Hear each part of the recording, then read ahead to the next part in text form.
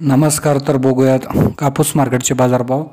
देऊळगाव राजा बाजार समितीमध्ये कमीत कमी 7,000, सरासरी 7,500 तर जास्तीत जास्त 8,005 रुपये प्रति क्विंटल या ठिकाणी कापूस मार्केट पाहायला मिळत आहे.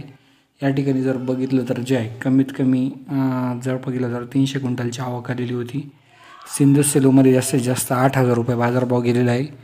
कमीत कमी 6,500, सरासरी 7,000 रुपये बाजारभाव सिंधी सेलूमध्ये गेलेले आहे. यानंतर उमरेडमध्ये जास्तीत जास्त 7,500, कमीत कमी 7,000 तर सरासरी 7,300 रुपये बाजारभाव या ठिकाणी जे आहे पाहायला मिळत आहे.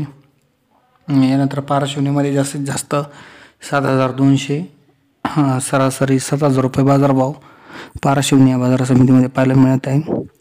यानंतर जर बघितलं तर जे आहे आष्टी वर्धामध्ये जास्तीत जास्त 7,500, सरासरी 7,000 तर जास्तीत जास्त 7,500च्या दरम्यान बाजारभाव पाहायला मिळत आहे. व्हिडिओ आवडल्यास लाईक करा, शेअर करा, सबस्क्राईब करा.